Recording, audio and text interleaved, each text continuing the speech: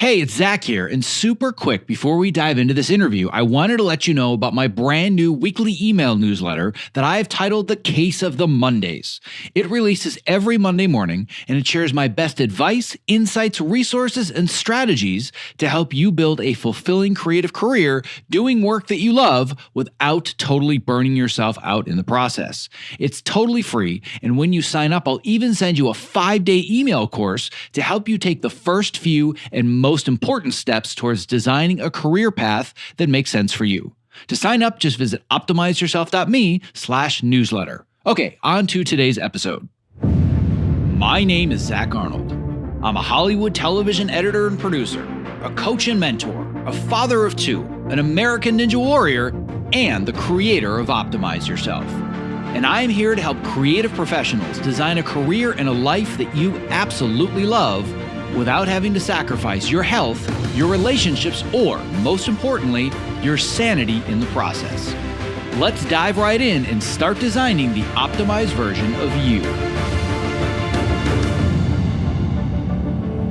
Hello, and welcome to episode 175 of the Optimize Yourself podcast. It means the world to me that with all the podcast choices that are out there, you have chosen to spend your valuable time and energy today with me. I promise that you're not going to regret it after listening to today's show. As a freelancer or entrepreneur, it is so easy to get caught up in the grind, endlessly pursuing what others define as success. But one of the overlooked effects of doing so is often loneliness, and that doesn't matter whether you are at the bottom or you are at the very top of the ladder.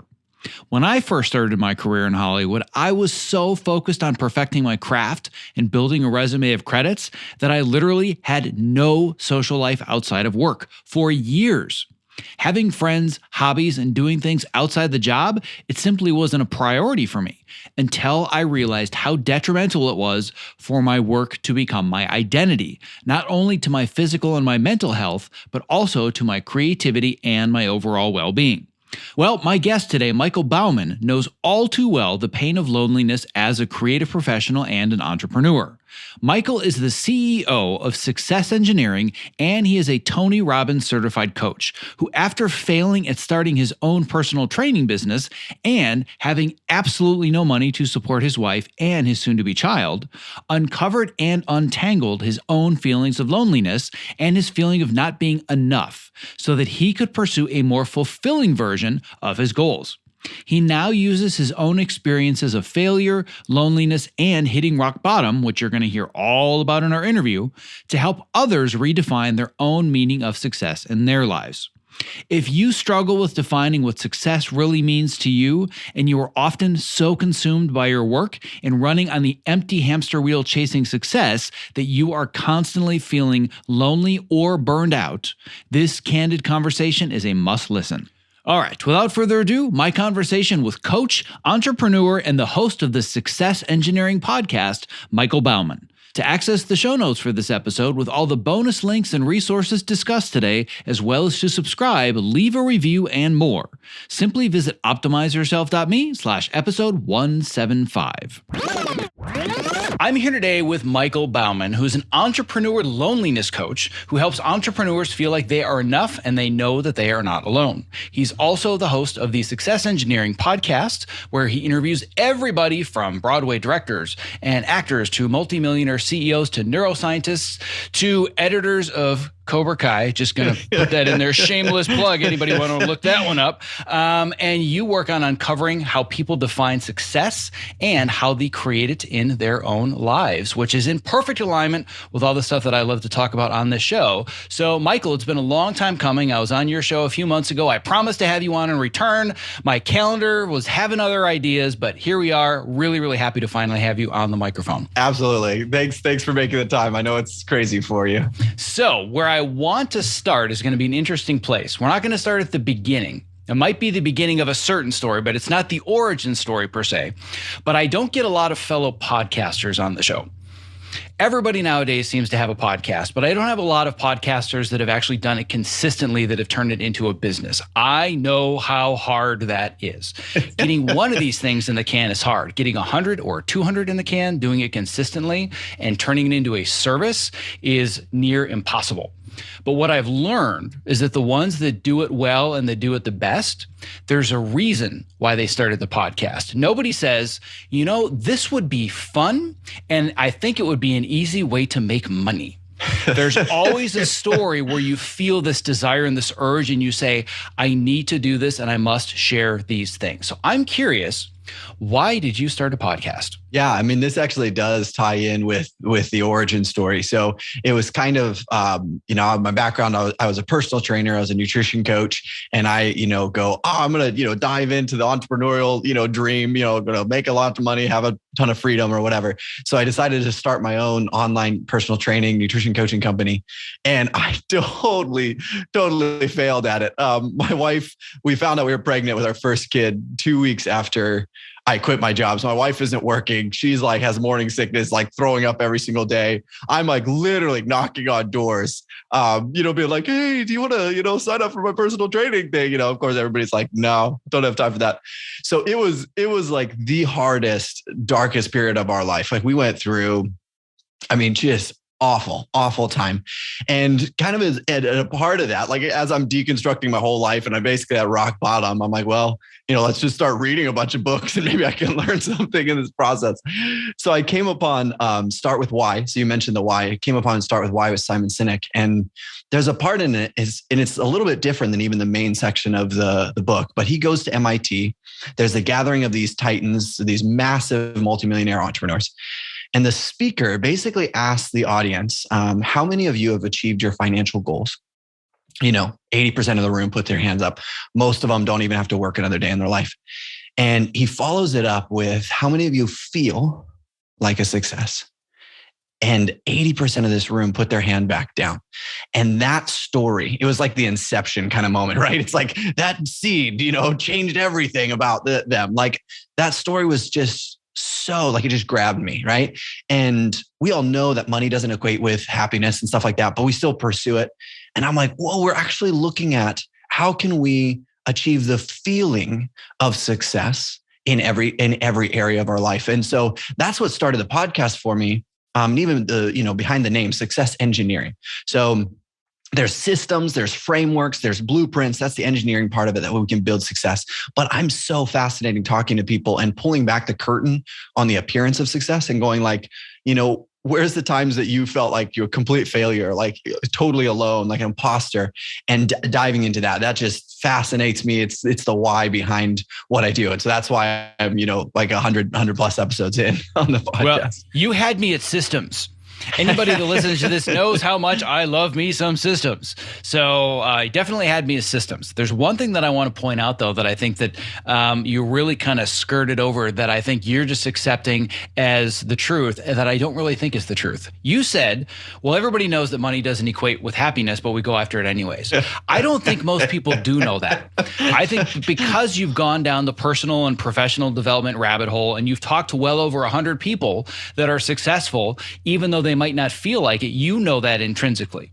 I know that intrinsically, but do you really believe from all the research that you've done that most people know that money doesn't equate to happiness? Because I don't believe that's true. Yeah, that's actually a really great question. And I would go back to Thoreau, where it basically says the mass of men lead lives of quiet desperation. So much of our life, I would say, is just on autopilot, where if we don't really intentionally define what success is for us personally, you just default to the societal norms.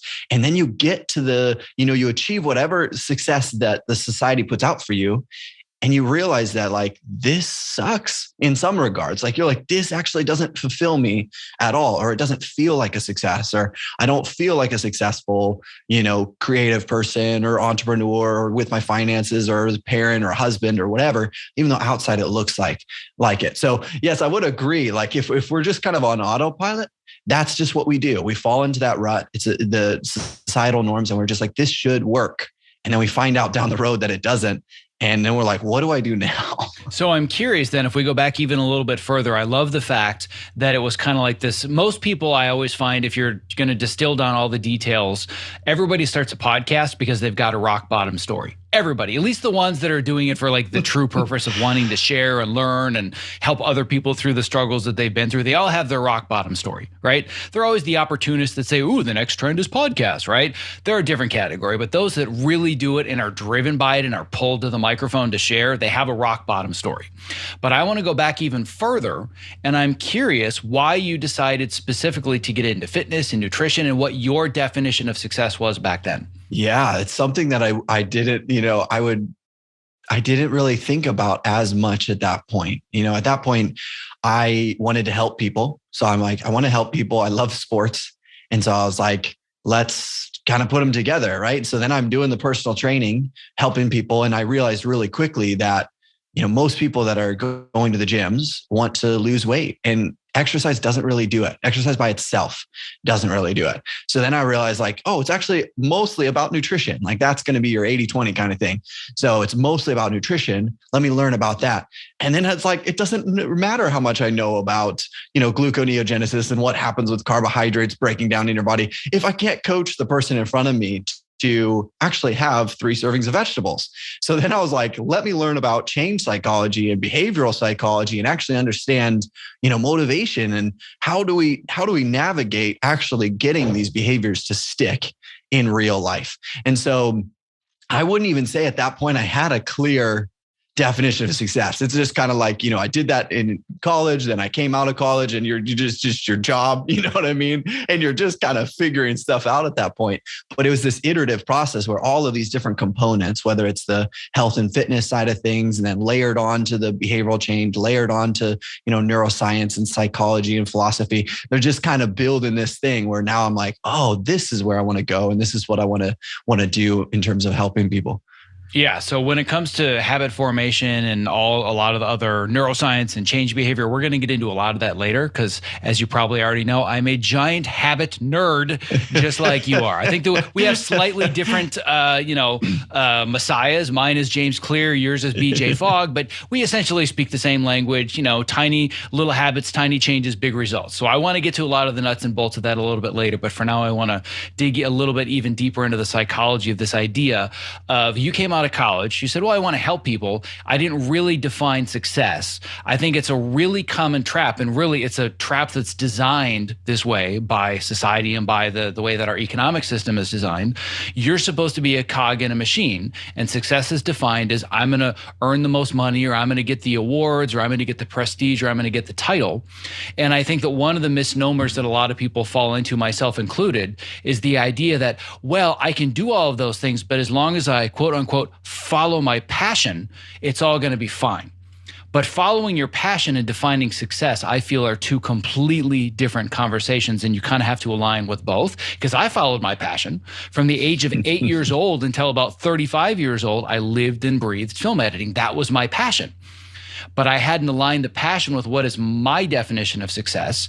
It was what is the definition of success as an editor. Well, it was working on these shows that get these ratings, or this many people go to the theater and they make this amount at the box office and you get awards, right? And I'm not going to go too deep into my story again, because many people that listen to the show know it. And I told you kind of my rock bottom, realizing I didn't have a definition of success story, which was working on this huge #1 show at the time, which was Empire, and realizing I was putting my kids to bed via FaceTime. Like that was my personal rock bottom story. And people would say, well, you were paying all your bills, and you're like, how's that rock bottom? You weren't homeless and you weren't an alcoholic, like on the street. It's like, yeah, but for me, emotionally, I was completely and totally empty. So I'm curious if we separate the I'm following my passion, I want to help people, from the success side of things. It's one thing to say, all right, it's not going well and I can't get clients and I'm banging down doors. But when was the moment that you realized, even if I were, quote unquote, successful, this isn't really what I want to pursue? Great question. Yeah. I think it was when, so I'm in the fitness world and I'm surrounded by all these fitness entrepreneurs, and, we're going to these conventions and stuff like that. And all of them are geeking out about optimizing, squat form and, the perfect kettlebell swing and stuff. And I just sat back and I was like, I don't care. I don't care about that.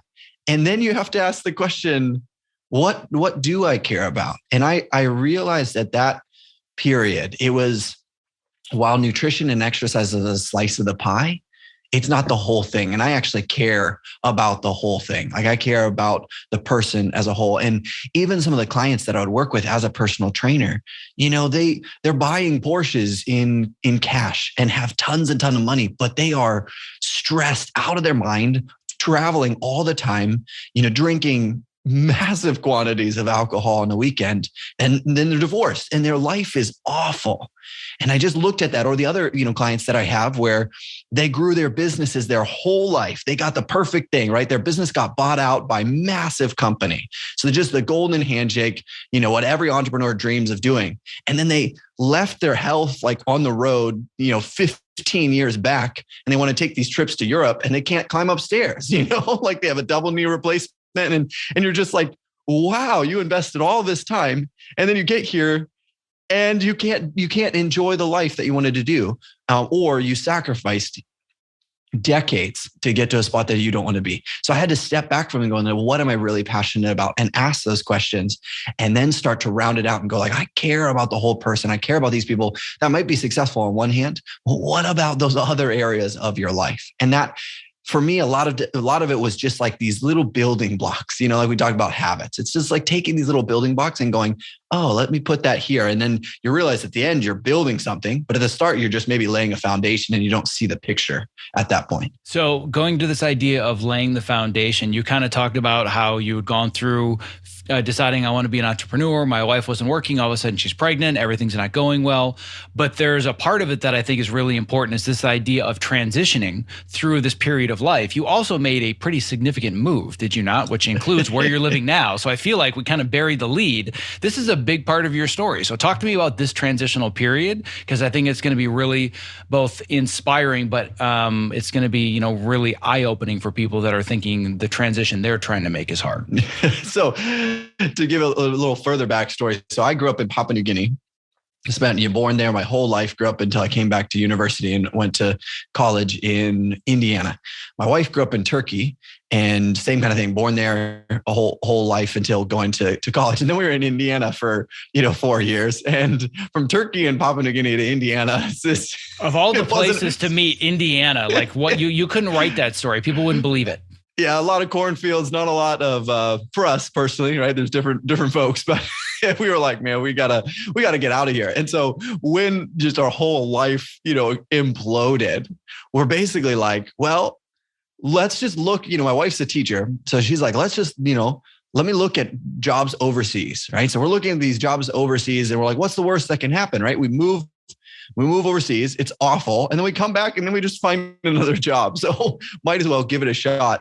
And then there's the road less traveled kind of idea, where I asked myself the question, if we didn't move overseas and I looked back on my life, would I always regret it? Even though I could potentially create, I could create a wonderful life in the US, but I would I always be like, what would my life look like if I had actually gone overseas? So we decided to do that. My cousin was a principal at a school in Shanghai. And so we moved overseas, and it was actually the best decision we've ever made. And so we love it here as well. And then what that allowed me to do is actually have the freedom and the bandwidth and stuff like that to then start digging in and building, success engineering and going like, what am I passionate about? Who do I want to work with? The podcast, all of that. So yeah, there was a big transition there, but it paid off. And it even goes back to that, the quote, like, what's on the other side of fear? And a lot of times it's nothing. We have so much fear just because it's unknown. But actually the life that we have right now is 10 times better than what we'd have in the States at this current point. So definitely a good decision for our family. And just to clarify, you are where exactly? Now we are in Hangzhou, China, which nobody's probably heard of, but it's a city of 9 million people. So same as New York City, basically. It's 2.5 hours away from Shanghai. Yeah. So I actually did a tour all around China and Southeast Asia for a movie that I worked on years ago. So as a total side note, I spent 3-4 months immersing myself in learning Mandarin and becoming conversational. I've lost all of it now. I can remember one phrase, but I've that is actually one of the cities. I think I either visited it or was close to it. But I can relate at least a little bit, having been there for a couple of weeks, what a giant culture shift it is. It's one thing to say, I'm going to go overseas and go to Europe, right? different languages, different cultures, but it's still that westernized culture. But when you go to a truly Eastern culture, and I was in Beijing and Shanghai and Guangzhou and a couple other like smaller cities as well, and it's just like it's a completely different world. And I can't imagine going through everything that you went through, also dealing with this massive cultural shift. So I would guess, and you can correct me if I'm wrong, that some of the things you teach now that are so unique about being not just a coach for entrepreneurs, but a coach for entrepreneurs that deals specifically with loneliness, which talk about a niche. I would guess that some of that came from that giant move that you made, did it not? Yeah. I mean, loneliness, some of the things is like the things that we struggle with or overcome in our past are the areas that we can then, help other people with. So when you're in that international scene, a lot of times there's just a revolving door of people coming in and coming out of your life. Like I remember in third grade, like my best friend left forever. And I've never seen him again since then. And I still remember just crying my eyes out, going like, this hurts so bad, like your friends that you have. And it's becomes a part of your life. So on one hand, there's a lot of loneliness, a lot of pain associated with that.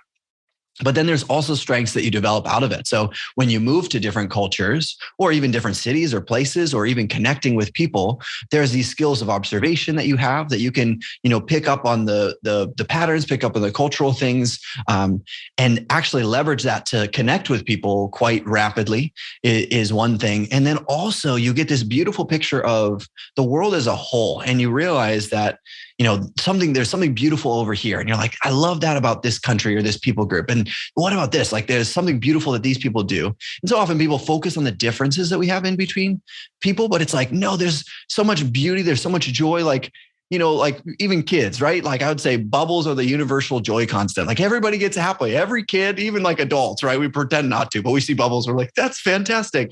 There's these things like joy and you'll see these threads throughout it. And you can take these beautiful things that different cultures have to actually just use that to meld into your definition of success, so to speak. Exactly. Yes. I love all that. And what I would love to dig even deeper into now, talking about all these different origin stories and all the different parts of kind of your journey to get where you are now, I've got to say, as soon as I go to the homepage of your website, and I'm going to read it verbatim, let me get it back in front of me. It says, I am Michael Bauman. I help entrepreneurs feel like they are enough and that they are not alone. Whew, that's a bold statement for a business coach. It's one thing to say, I help entrepreneurs find success and triple their revenue or double their client base. And you're just like, I'm going to help you feel like you are enough and you are not alone.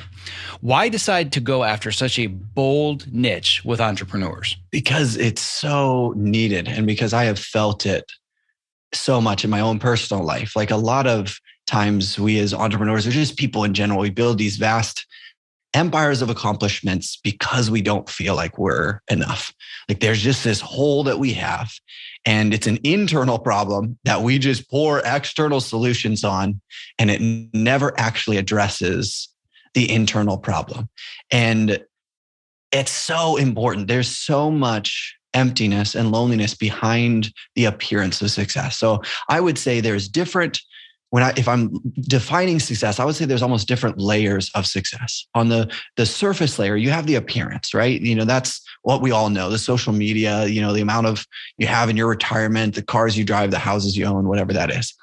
Underneath that, you have the feeling of success and actually going, how can I feel like a success? And I feel like they're so interchangeable that sometimes I use the word enough or enoughness just as the corollary with success. Like, how can I feel enough as a father? How can I feel enough with my wealth? Like, how much is enough with my wealth, with my finances? Like, how much is enough with my physical body? Or what would success actually feel like for my physical body? I can be on the cover of GQ or Vogue and actually hate my body. So there isn't that correlation between the appearance and then the feeling of success. So in that area, you can take the different areas of life. So physical, spiritual, relational, mental, emotional, financial, and you can go, what would actually feel like a success in those areas?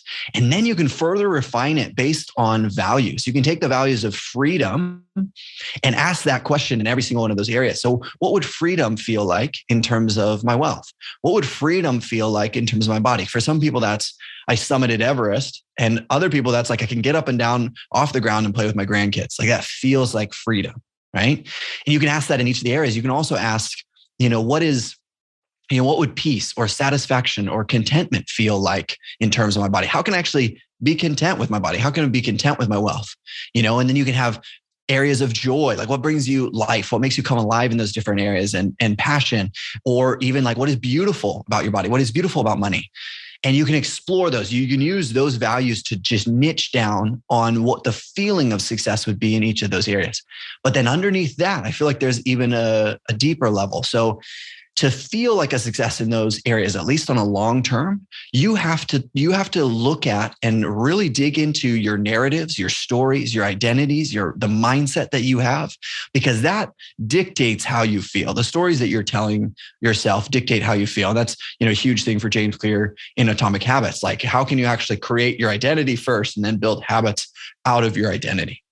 And then underneath that, I would say there's even, another layer, which has to do, as cliche as it sounds, but what it has to do with presence, like actually being here in the moment. I feel like for me, if I push them into subs, that's one of my personal definition of success is how can I shift from going, I was X productive in my day, to going like experiencing the day from a degree of presence. I think it's the biggest gift I can be with myself, like actually going present with my emotions and what I'm feeling. It's the biggest gift I can give to my wife and my kids or any person that I meet.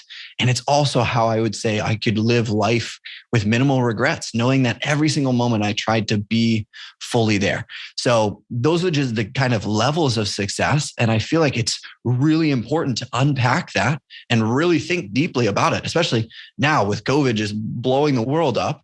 We have an opportunity to think about those questions and go, like I did, right? When my world was junk, like I have an opportunity to rebuild it, but what do I want to build? So many things to unpack. So many good things we could dive into.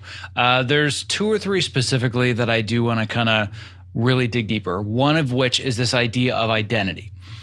Another one is this idea of the word enough and enoughness. I think both of these are really, really important to get into. I am totally on board with this idea of you have to understand your identity before you worry about behaviors, worry about habits and whatnot, going all the way back to the beginning where you said, well, my clients as a trainer, they know they're supposed to have 3 servings of vegetable, but they never eat them. Why? I gave them the information. I showed them the pamphlet and they had the calories. They know why it's better to have carrots than Oreos, right? We all do. It's not a problem of information. It's a problem of emotions and behavior and habits. And I would like to help anybody that hasn't gone down this rabbit hole yet, that's listening or watching, to better understand an example. What does it mean to assign an identity to something rather than I just put something on a to-do list or, willpower my way through it? Like, let's talk about a very concrete example about how I can assign an identity to something to change a behavior for the better to move me towards that definition of success. Yeah, it's a really interesting question. And there's a world of work that goes on behind it. Because, the person that we show up with today is the result of decades of, conditioning, societal conditioning, familial conditioning, trauma, micro and macro trauma that we've had. And so there's a lot to unpack there. I would say the easy route to do it, at least to start with, is, let's say you're wanting to make a change in terms of, losing weight or getting, more healthy or more fit, or, whatever it is, making more money, look at the people that you see that are doing it and ask yourself, what, like they view themselves as, a fit person or a healthy person. And so when you're asking that question, almost in proxy, sometimes you have to start with something external from you because you don't know where to start with something internal to yourself. But starting with a proxy for yourself and going like, what would they do? How would they process the situation? What questions would they ask coming from a place of identity as a fit and healthy person because they make different choices. They hang around different people. They choose different food choices. They make different activity choices. Same with business owners. They think differently about the value of their time and where they want to allocate their time and how can they delegate other things to other people. Like there's a total different mindset. And sometimes when you're not at that mindset initially, you have to look at somebody else and try to start from that point. Then if you're looking at starting from yourself, you can use your emotions as signposts that actually point to these different, very fundamental values that sometimes you have, whether it's like the things that you get really frustrated about that just like crank you up. A lot of times there's something underneath that is a deeply held value that you have. That is why the injustice of whatever is going on in relationship to that is winding you up. So you can look at those emotions and kind of unpack it and go, what do I really value? Like, what is winding me up about this? And sometimes it's easier to find, we can talk about the passion side of things too. There is that aspect, and you can explore that and explore, flow states and where you really find your enjoyment and lose track of time. That's another avenue to do it. But with emotions, people don't realize that a lot of times emotions are our body's our warning system. They're saying like, just like pain, if you put your hand in a fire, it's like your way of saying this hurts. You're hurting yourself. Move out of this situation. Emotions are the same kind of thing. They're saying something is wrong. So they're a warning system, or they are basically referring to a fundamental need that we have underneath that is going unmet. So you can actually ask when you feel certain emotions, you can ask, well, first off, you can see like, where am I feeling this in my body? And you can ask, what are you protecting me from? Is like a really fascinating question. Like if I'm feeling angry, or if I'm feeling, or I have an addictive behavior or whatever it is, going like, what are you protecting me from? Because if we view the behavior or the emotions as actually a positive thing, there's something underneath it. It's trying to keep us safe. And that's the same with not enoughness, right? It's protecting us from this childhood history that we've had, that we've just conditioned ourselves to not feel like enough because we have to perform on ourselves because of some pain that we've had in the past. So when you ask that question, what are you protecting me from? And then you just layer it on top of each other. So you go, maybe it's, what are you protecting me from? And it's like from getting hurt in some way. Okay, great. If I was completely and totally safe, what would be even more important than that? And you ask yourself, oh, maybe it would be to receive love, right? It's actually to feel like I'm loved. And then you can just keep going down. Like, what if I was completely and totally loved, what would be more important than that? Maybe it's actually to take all of this love that I feel and to give it out to other people. And then you can ask like, if I was totally doing that, what would be more important? And you can go down pretty deep in a very quick period of time to get at some very deep intents and purposes and values that the emotion is what is a trigger or a signpost for. So we typically repress it. We ignore it. We say like, this is not a problem. And then we end up in all these numbing addictive behaviors because we don't know how to handle those. So that's just like a really simple kind of thing, but that can get you very deep and very intentional quite quickly. Once again, whole lot of amazing stuff to unpack. And what I want to do is I want to try and take this and simplify it and give people an example that I'm going to use for my own life. Just off all the things you were talking about resonate with me so much, and it made me think back to several things. And like you said, there's so many layers in the way that I talk about it in my program. Is like you're peeling all the layers of the onion until you get to the center, right? So if we're talking about this idea of addictions or behaviors, first of all, years and years of not even being aware of certain behaviors. One of them for me that I've talked about in the past is my propensity to just fill my face with junk food all day long. Like if I have one addiction, and I probably have more than one, but probably the unhealthiest one that I've been fighting for years is snacking. I'm not somebody that needs to go out and have 4 pizzas or drink a case of beer or anything like that. But snacking is my nemesis. And for years, it just was one of those things. It was an unconscious behavior. Then I started doing some of the work that you and I are talking about, and I realized there were certain triggers going to this idea of habits, right? There's always a trigger or a cue that leads to a behavior and then leads to a reward. The trigger for me, and it took years to figure this out, because people say, well, the trigger is you're hungry or it's the sugar or whatever it was, but it wasn't. The trigger for me was boredom. years and thousands of dollars to figure out that one thing. Anybody listening, you just got that one for free, because I bet I'm not the only one. But it goes a whole lot deeper than that, but I'm starting at the surface. I was trying to figure out, why is it that I need a bowl of M&Ms next to my keyboard all day long? I don't get it. It can't be that hard to replace the M&Ms with carrots or almonds or something else, but I could not creatively work unless I had a never-ending, it was like a Mary Poppins bowl. It just never ended. They were just always there all day long. When I was in my 20s, who gives a crap? All of a sudden, getting into my 30s, I'm like, my pants don't fit anymore. And I can no longer see any of my muscles, and I'm having a hard time getting off the floor. Hence the whole journey into Ninja Warrior, which is a whole other series of podcasts. The point being that I found this trigger. And when I started to dig deeper into it, well, how can I possibly be bored if I'm doing something that makes me look successful? I was editing high-profile television shows. I think at the time when I started to realize this, the image that keeps coming into my mind is when I was working on Glee. Glee had the most amazing snack wall I've ever seen at a job ever, like 10 different kinds of frosted flakes and all the crunchy stuff and all the sweets, like everything. It was like this never-ending wall, floor to ceiling of snacks. And I just went crazy.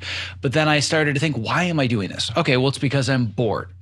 Well, why am I bored if I'm working on something that I enjoy? Well, wait a second. Do I enjoy it? Am I really passionate about it? Or is this a signal? Because I didn't used to have this problem when I was in my 20s. Like you were saying, I would constantly get into this flow state. I would work for hours and hours and the world would disappear. And I had the opposite problem. I would go hours and sometimes even a day or two without eating. I was so deep into it. I got to the point once where my wife, my girlfriend at the time, she's like, do you realize how much weight you've lost? I'm like, no. And then all of a sudden I looked at the scale. I'm like, oh my God, I lost like 15 pounds. I wish I had that problem today. Dear Lord. But the point was that this behavior had shifted. What I started to realize was that I was losing the passionate connection with my work by doing this deep work, and it was becoming more of a job. But then I started to dig even deeper, going to this idea of identity. And the identity in my head, or the limiting belief that I had, or the script that kept running, was you have to love what you do. I'm like, no, I don't. Who says that? Dug even deeper, peeling more layers of the onion. Oh, that's a lesson that has literally been branded and tattooed to the inside of my skull since I was a toddler by my father. How dare you choose to do something that you're not passionate about, that you don't love? So it started with, I'm eating M&Ms all day long and I don't want to gain weight and I want my pants to fit, to why am I doing this, to wow, maybe I'm not as passionate about my job anymore as I thought. Well, why is that important to me? Oh, because of all the things that I've been hearing my entire life. So it was just this whole unraveling. And then I realized that it wasn't necessarily the job I was doing, it was the stories that I was telling. Right? So I'm doing the same job now on Cobra Kai that I've done on Shooter, that I've done on Empire, that I've done on Glee, that I've done on Burn Notice, that I've done on umpteen million independent films nobody's ever heard of. I've done the exact same thing from the time I wake up to when I go to sleep. I get in front of a computer, I open up a bin, I watch footage, I cut it together. I don't snack all day long working on Cobra Kai. My entire world disappears unless, of course, the puppy needs to go outside. Other than that, unless I get interruptions, I can just get sucked into this world because I feel an emotional connection to the work and the stories that I'm telling. And more importantly, and this goes back to what you were saying with your story, the impact that I'm having on other people. So I want to talk a little bit more about defining success as far as not just what I'm getting myself, but the impact I'm having on others and how that relates to loneliness in your experience and the experience of your clients, because I think all of these things are really intertwined. Absolutely. And I mean, again, there's tons of what you said that's just really, really phenomenal. I appreciate you obviously sharing that story, and you've done it, on your podcast for quite a while, but some of the things that stood out, I want to give a couple just basic tools that people can use to just start this process. So he talked about, just these layers, and there's a tremendous amount of deep work that he had to go through to get to that. But where you can start is when you find, like, a lot of times we think our behaviors, like you said, just these M&Ms, we think it's just like, oh, it's because I'm hungry. And it's just like, oh, I found myself eating M&Ms. A lot of times it's the end of a long chain of events and situations and feelings that then bring us up to that point. And so a super great awareness tool is when you find yourself doing a behavior that you don't enjoy, just stop and take a moment and go, what am I thinking about right now? What am I feeling physically in my body? What am I feeling emotionally in my body? Where am I? Who am I with? What time is it? And then you can start to incorporate. You're basically incorporating, like you said, there's an aspect of environment, right? You had a snack wall, like literally floor to ceiling. So there's an aspect of environment that's cueing that behavior. But deeper than that, there's these aspects of emotions and feeling these behaviors that are driving it. And, also the avenues of the people that you're around. And, as you mentioned, am I making a difference? Is it an outward focus or an inward focus? So taking those questions, like what am I thinking? What am I feeling physically? What am I feeling emotionally? Where am I? What's the environment? What are the people? What time it is? And then just backtrack it as far as you need in terms of data, going like 2 hours back, maybe a day back or a couple of days back. And if you do that, even just for a tiny little bit, maybe like a week or something, you'll start to notice these patterns. You're like, whenever I feel like this, I end up doing this behavior that I don't like.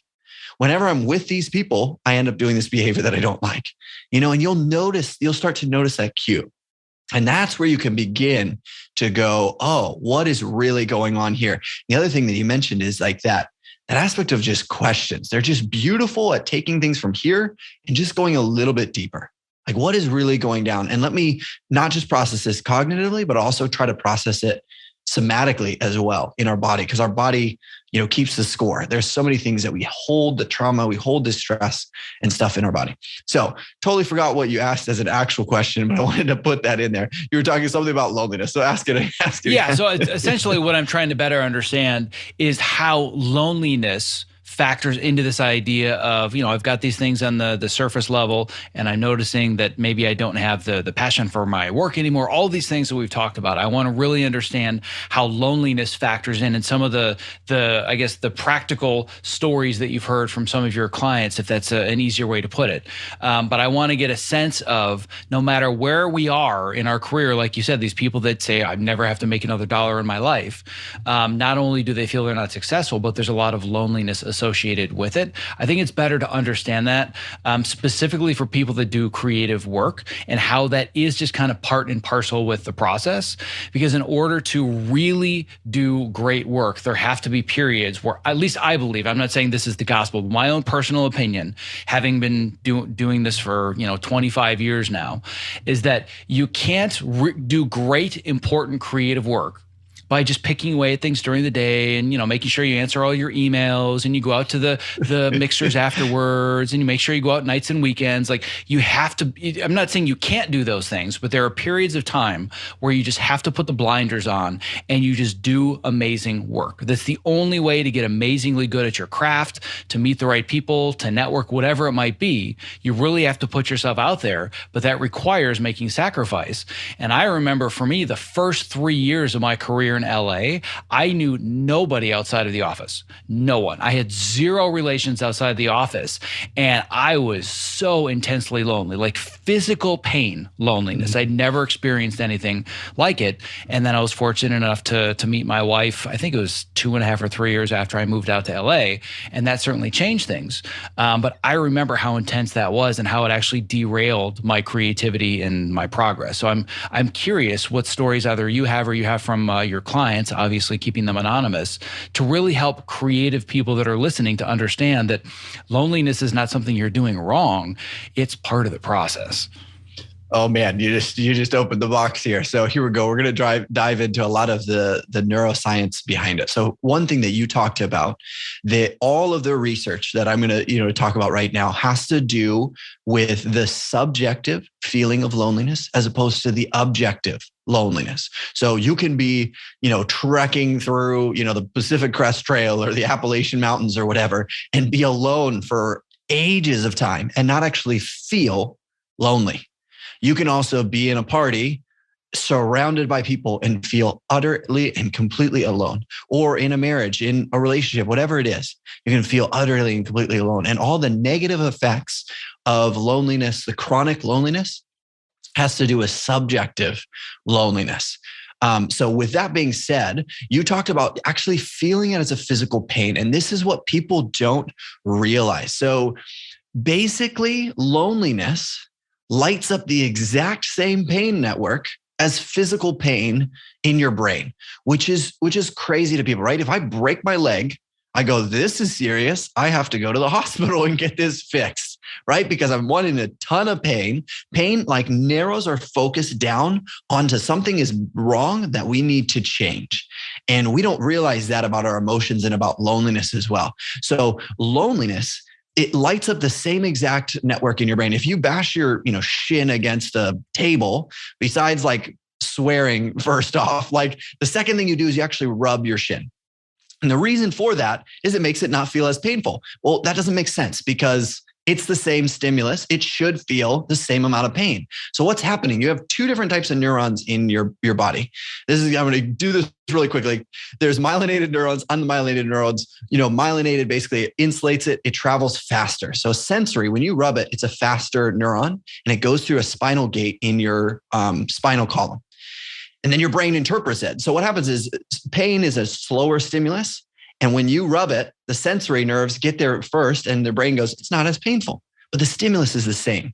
So even if physical pain is an interpretation of something in your brain, it's the same with loneliness. And we have the words for it, right? When we say heartache, right? It's the same as stomach ache and headache, right? They broke my heart, right? It's the same as I broke my leg. We have this language that tries to express it because it is actually the same thing, but we don't treat it the same. So loneliness, acute loneliness, what it does for us is it actually stimulates us to reconnect with people. So it's realizing there's a fundamental need that we have. And some researchers even argue it's more fundamental than food and water because as infants, if we don't have a connection to a primary caregiver, then we won't get food and water and we die. So there's this very hardwired aspect in when we are disconnected from a social group, or we've all seen the nature documentaries, right? Like the lone zebra that just gets pounced on like a pride of lions, right? That same thing, when you're separated from a social group, you feel the anxiety almost as a physical threat. It's almost like this is really, really bad because you're separated from the safety of a group. And then you have all of this research on it. Harvard did a study called Harvard Study of Adult Development, and it's the longest longitudinal study ever done. It basically tracked these people when they're sophomores in college to when they died, some of them in their 90s. And insane amount of data on everything from marriage to relationships to physical health, all this. And they found that actually the quality of your relationships at age 50 is a better predictor of your overall health than your cholesterol levels. And then there's tremendous research around loneliness affecting, like you mentioned, productivity. They did all these studies where basically people that were instigated to feel more lonely or socially rejected ended up eating, like you said, M&Ms, but in this case it was cookies. Like they actually did a study. They ate double the amount of cookies after feeling socially rejected as a part of this study than people that didn't. And so any of those regulatory behaviors, which is what productivity is, how can I regulate my focus into this moment, is actually affected by loneliness. People made poor decisions, all the research around like they were doing these difficult math problems. They had, more trouble with it after, being induced into a socially rejected state. And so it actually affects you. And that's what I'm wanting to say with this is like, we treat it as like a side effect, right? You have a productivity and then I have my relationships and it's on the side. No, it's the same thing as pain. It affects productivity. It has massive health effects, chronic health effects, similar to smoking, obesity, and exercise. So it's something that's really, really important. So that's kind of the research behind it. Some of the things that you can actually do to address it. First off, it's important to realize 50% of the loneliness that you feel is genetically predetermined. So you can't control it, but one, you can have compassion with yourself. Some people can move like next door to their family and feel like really, really alone. And other people can move all the way across the world and not feel alone. So some of that's genetics. The rest, you can address it with cognitive things, emotional things. I gave you one of those tools, right? Emotionally, you can be like, what are you protecting me from? Right? So when you ask that question, you can dig deeper into that emotional side. But some of just the simple external things you can do is shifting your focus from internal to external and basically being curious about people. Like every person that you meet, basically, can I be more curious and go, especially around the areas that they might be suffering and having struggle in? Because when we're lonely, everything narrows in onto ourselves. But trying, and it's a try, like just like any other practice or skill that you develop, it sucks at first, right? Because it's so unnatural. You have to rewire your brain. But trying to be genuinely curious and try to turn your focus to other people and be like, what are they going through? What are they struggling with? And that shifts it. And this is anything from public speaking or whatever. If you have that mindset of going, how can I help? That begins to shift it. And I'm not saying it just wipes everything out. I'm saying it begins to shift it. And we can probably get into other things, but I know I've been talking for a while, so I'll let you tell First of all, you're the guest, so you're allowed to talk as long as you like. It doesn't cost me, a word permitted, or I'm not paying extra for it. So I appreciate all of it. But one thing that I want to dig into a little bit deeper that I think is so important for people to understand that you just mentioned is this idea of I'm not the only one that's going through this. And as a fellow coach, I'm sure you can relate to this. But I've been coaching and mentoring people now in my industry for years. I've got hundreds of students that I've worked with either one-on-one in small groups, another several hundred that have done like self-guided online courses and whatnot. And I pride myself in all of the cool, crazy shit that I teach people, right? Like there's Trello and there's productivity and GTD system. I love all this stuff. Love me some systems, right? But what I've learned throughout this is that when I ask the students after they've gone through the semester, I'm like, what was the favorite thing you learned? What was your favorite module or whatever it is? And I'm expecting them to share something cool. And they all almost say the exact same thing. What I got out of this program was realizing that other people are going through what I'm going through. And that gave me a complete mindset shift that I can do this because I thought it was just me. I think that's another one. That's another area of loneliness that I think affects creatives so hard, specifically those that do things in a largely solitary and sedentary nature, which is what editors do and writers. And you feel like, well, I'm in this little tiny small dark room. I can't figure any of this out. I can barely make it through the day. I'm exhausted. I'm out of shape. I can't meet the people that I want to. I hate the show that I'm working on and it's boring me all day long. Why does everybody else have this figured out but me? And then you realize, oh, we're all a mess. It's not just me, and we're all trying to figure it out. And I think that that has such tremendous value for people. So I'm curious if you've seen something similar with the people you've worked with that find so much value in just simply realizing it's not just me. Absolutely. It's huge. I mean, we all, like you said, we all just go through stuff, especially now. We're all just going through stuff. We all have these struggles. And to just, realize that it's like, you're not alone, like that just goes, I mean, you can't even put into words how far that goes, whether it's somebody who's like supporting you or whether that there's somebody else that's struggling too. All the research around like vulnerability and Brene Brown, and she talks about it in terms of how we view vulnerability when it's coming from somebody else.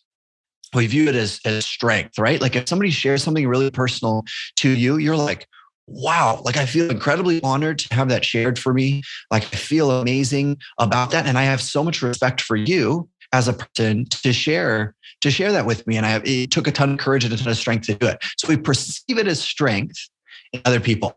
And then we perceive it as massive weakness in ourselves. Like I have to be vulnerable and I'm so weak. And like, if I'm going to share this, it just shows how weak I am. Where really there's this dichotomy where that vulnerability actually shows other people they're typically more connected with you if they're decent people, right? They're typically more connected with you. They understand you more. You have a better relationship and they have more respect for you. So it's actually the opposite. And I think that's really important. And another thing too, and these sound so simple, but it is so important even right now with how isolated we are. Like think about the people that you actually enjoy spending time with. Because everybody's busy, see if you can actually schedule something with them. Ideally, like consistently, because there's just that thought in your head just goes, oh, well, I don't want to reach out to them because they're probably busy or they're probably doing something with their, they're with their family or, whatever. Right. And they're probably thinking the same thing about you. He's working on such and such. He's doing whatever. Like, no, you just have to go and it can be difficult, but you just have to go look. I would love to hang out. I'd love to get coffee. I'd love to do a call, whatever it is. Just like the important things that we schedule into our calendar, meetings and jobs and our deadlines, it's so important to your overall health and your life. So just find ways. How can I actually just schedule more connection time, which is part of why I share the research. Because it's like, if you understand the research, you understand it's important. And so if you understand it's important, you can schedule it into your life. So simple things, but just going, who do I love spending time with? How can I just spend a little bit more time with them? Even if it's video calls, even as tired of them as we are, how can I just connect with them a little bit more? Well, along those lines, one of the things that I want to get into even a little bit deeper when it comes to loneliness and building relationships and meeting people and surrounding yourself so you don't feel the sense of loneliness. There was a term that you brought up a little bit earlier. I think it was before we actually started recording officially. And I just loved this concept. You said you need to upgrade your interactions. What does that mean? Because that was brilliant, that I might just steal it. Absolutely. So upgrade your interactions. It's interesting because the last thing that we need right now is something else on our plate. Like we just have everybody has so much on their plate that their bandwidth to fit anything else in is pretty low. So ideally, right, you can, meet with other people and it is important, but you can also look at it again from, both of our kind of jam level where you take it to a really small, tiny little step that you can take that just produces more connection in your life. So that's where like interaction upgrades essentially comes with. So look at all of the interactions that you're doing. And one, it's an interesting thing to do. Look at, let's say you're spending time on social media. Once you're finished with that, just kind of pay attention. Do I actually feel more connected with anybody after doing that? Maybe yes, and maybe no, right? So maybe you can actually look at it and go, okay, this is not making me feel connected. Or maybe it's the reverse. Like you just feel like your life sucks compared to all of these, influencers' lives. And it makes you feel worse. So paying attention to that feeling is important. But you can take any of these little upgrades that you do or any of these little interactions that you do and just upgrade them slightly. So what that looks like is, let's say you typically leave a like for somebody on social media, right? You just leave this like. What about if you just wrote a little comment in there? A genuine comment saying how much you appreciated it or, whatever value you got from the post that they give. So it's just a tiny little upgrade to what you're already doing. And then let's say you normally, write a comment. Maybe you could just message them on social media or message them on your phone or call them on your phone or video call them or meet them in person or go out for coffee, right? So, obviously you can understand that concept of just taking any upgrade that you already have.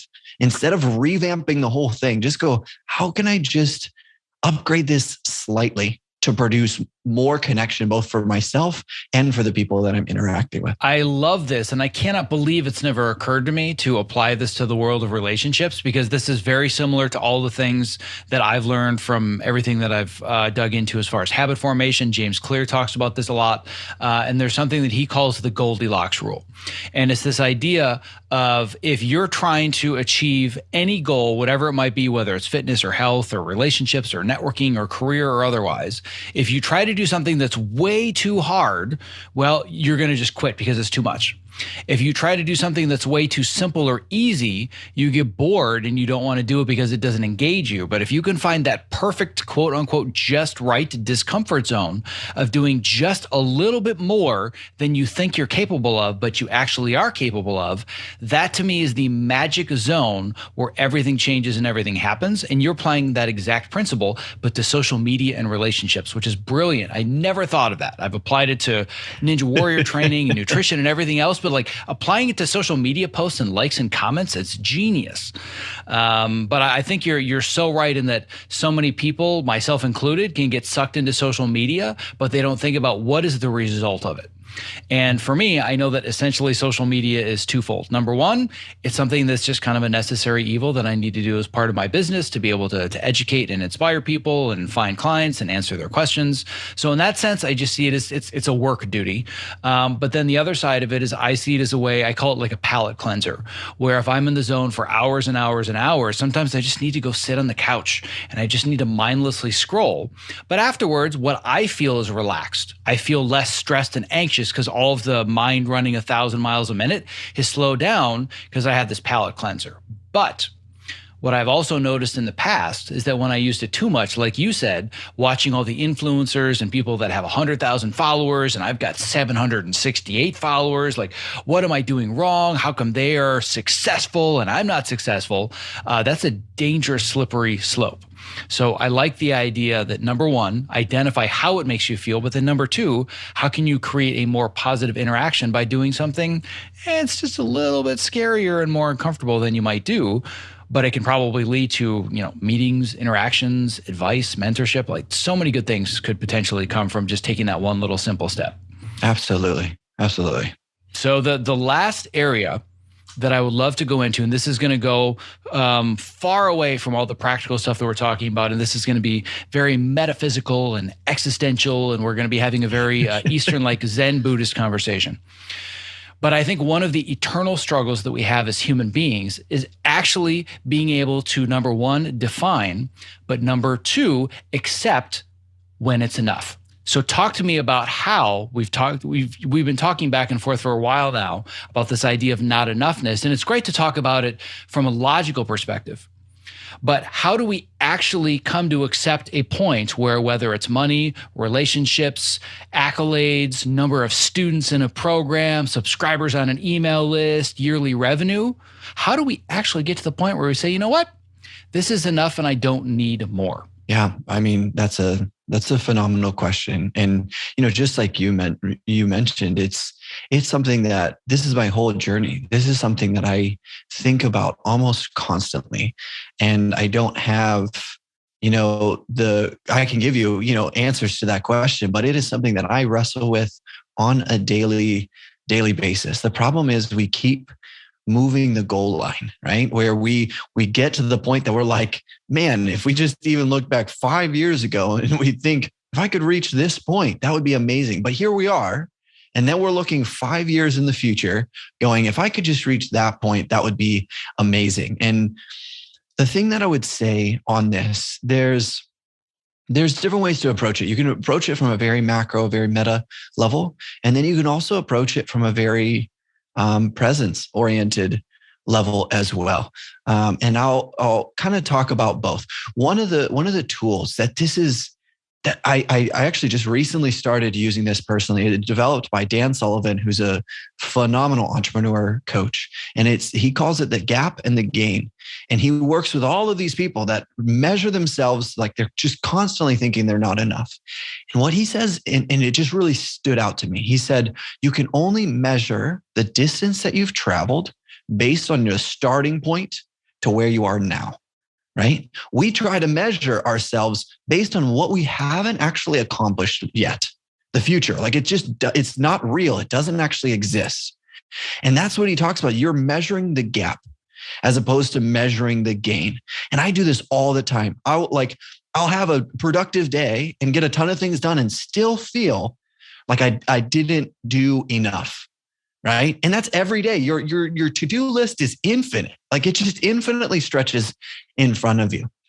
But I've actually started going, the concept of the done list. I actually have a specific habit that I incorporate at the end of my day, and I celebrate every single thing that I did today, as opposed to, and even if that's like I just overcome some struggle, or I just kept going. Maybe I wasn't productive at all, but I just kept going.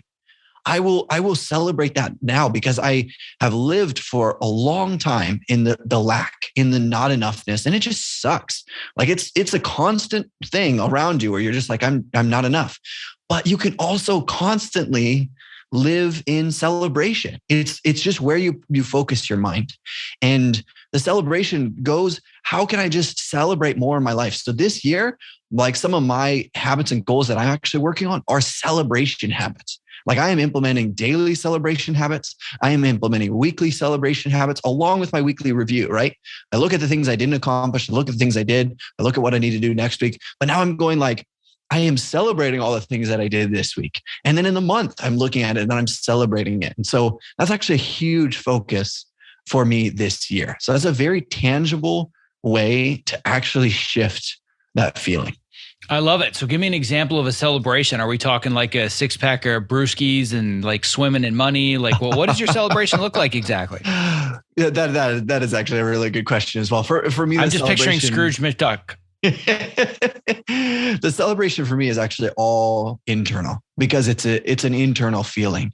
And so, I mean, even in Tiny Habits, BJ Fogg, he talks about you can develop these celebrations and it hardwires because we try to avoid pain and we try to move towards pleasure. When we start these new habits, a lot of times we're starting things that maybe did like uncomfortable or they have pain associated with them. So you need to ask yourself, how can I actually associate pleasure with these things that might be healthy for me that I know I should be doing? And that releases dopamine in your brain, which hardwires it into your brain. And so it's something like you can change your mood by putting on a different song. Like we can easily change our state by just getting in the zone, like a different song. But for me, I picture the people that I care about just surrounding me, giving me high fives, giving me hugs, being like, you crushed it this week. Like you just did amazing. You crushed it today. Like that affirmation that we want to hear from other people, you can actually just create it in your mind to a certain degree, right? You can't just totally, do that. But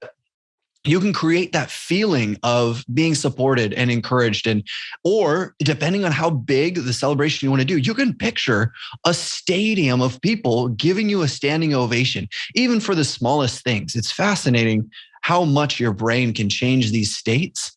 And so that's for me, when I talk about a celebration habit, it actually isn't an external thing. It's at the end of the day, I'm actually trying to receive that feeling that I get from being celebrated, but I'm celebrating myself internally. And it's the same at the week. I'm like going, you did an incredible job.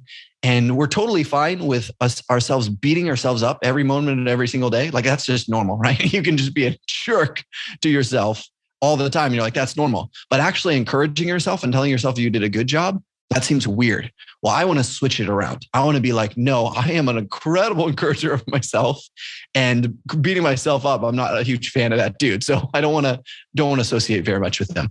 So that's a very good question. But for me, it is all internal. I love it. There's to kind of wrap all this up in hopefully a nice, neat little bow to bring some of these concepts together and get us to the conclusion of this. I want to share the first thought that came to my mind as you were talking about all this and how it relates to kind of my own personal journey for defining success. And it just came together in the last couple of weeks. So somebody could be listening to this just as it releases. They could be listening to it in 5 years. So to give you context, at least as of us recording this interview, it's late January, and I've just gone through the process of I'm currently working on season 5 of Cobra Kai. Season 4 just released.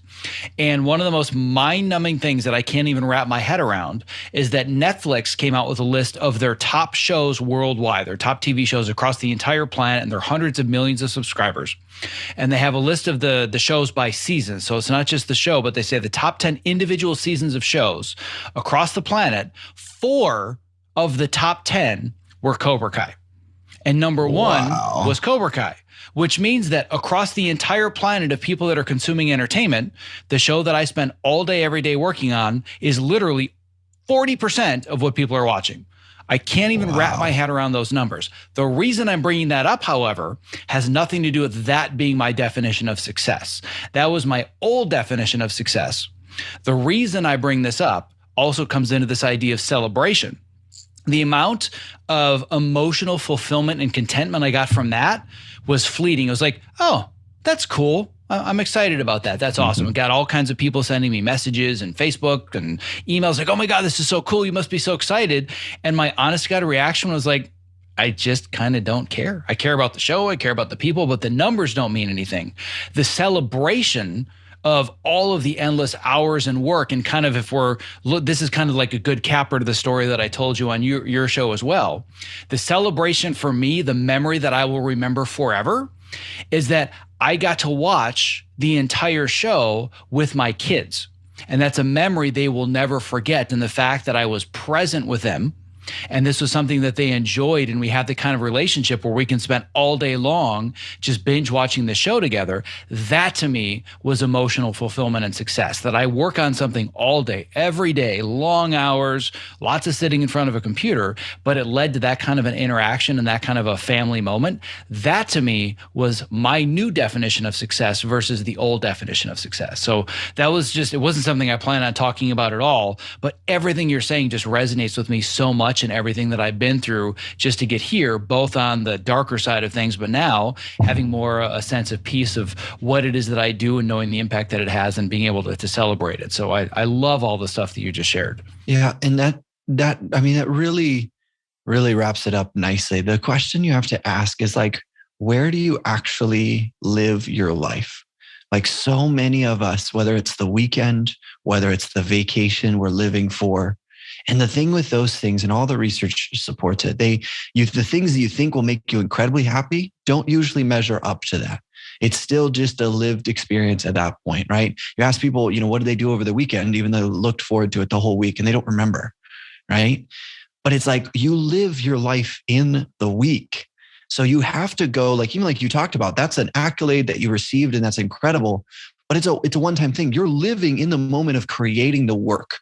So if you're not enjoying the creation of the work, that thing in the future, whether it comes or not, is not going to outweigh all the rest of your life that is sucking or that you don't enjoy. You're living in this week, in this day. So you have to think, how can I create those moments, those celebrations, the appreciation, the presence in this moment so that I can actually enjoy the accumulation of my life of days rather than, trying to hang it all on one, momentous achievement or whatever that looks like. I'm not sure I have a t-shirt big enough to fit that entire quote, but man, that was good stuff. I love it. You live your life in the week. That's such a great way to put it. I've got one final question that I ask many of my guests, not all of them, but when applicable.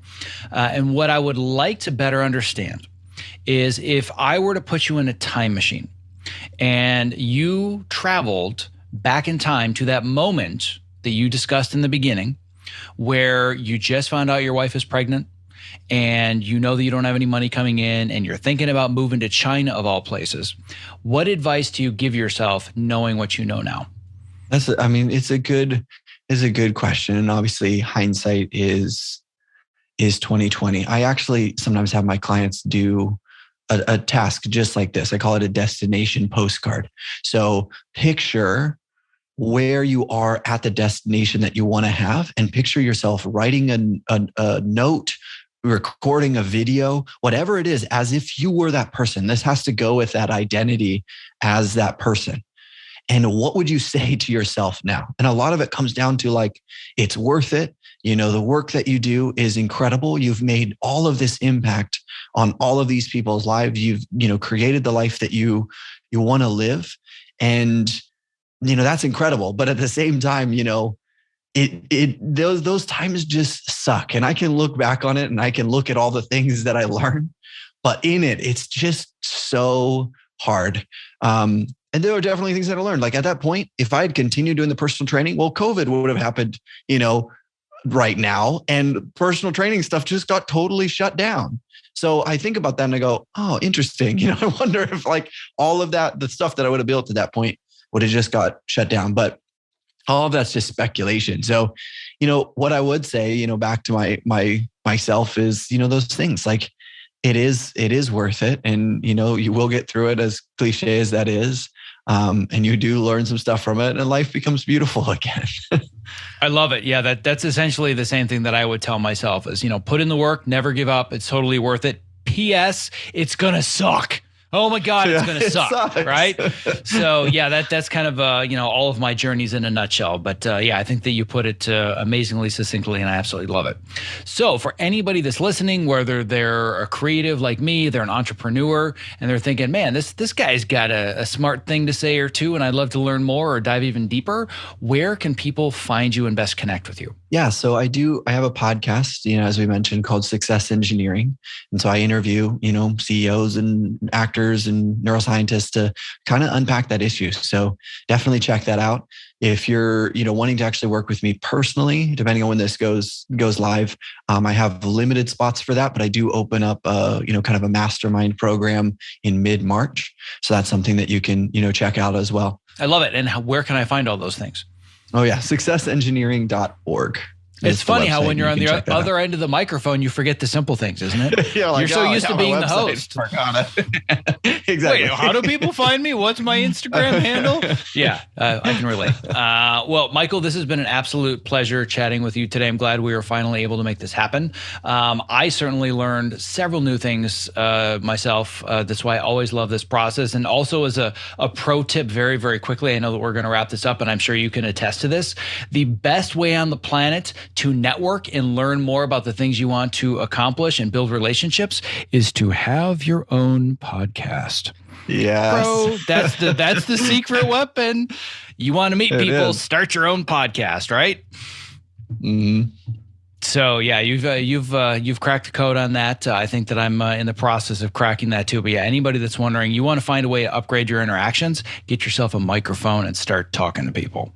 It's insane. Like, the 6 degrees away from Kevin Bacon kind of idea. Like it's incredible. At the end of a lot of my podcasts, I'll just ask the guests, who else would you consider a success that wants to be on the show? And I blew my mind to the degrees of separation you are from the industry leaders, like the absolute world leaders, just through connections that you have, but you're also offering value. So I agree with that 100%. Podcasting can open a lot of doors for you. Love it. All right. So if you're listening, look up Success Engineering. This guy's got some amazing guests and talks about a lot of the same or similar topics that we do on this show. So if you enjoy the show, I would say that Michael's is going to be an absolutely wonderful extension of some of the things we talk about here. So on that note, Michael, thank you so much for sharing your insights and your advice here. And I appreciate you being on the mic today. Thank you. Yeah. Thanks for squeezing me into your busy schedule. Thank you for listening to episode 175 of the Optimize Yourself podcast. To access the show notes for this episode with all the bonus links and resources discussed today, as well as to subscribe, leave a review, and more, simply visit optimizeyourself.me/episode 175. Once again, thank you so much for investing your time and energy with me here today. Stay safe, healthy, and sane, and most importantly, be well. Oh, wait, last thing before you go, I wanted to let you know about my brand new weekly email newsletter that I've titled The Case of the Mondays. It releases every Monday morning, and it shares my best advice, insights, resources, and strategies to help you build a fulfilling creative career doing work that you love without totally burning yourself out in the process. It's totally free, and when you sign up, I'll even send you a 5-day email course to help you take the first few and most important steps towards designing a career path that makes sense for you. To sign up, just visit optimizeyourself.me/newsletter.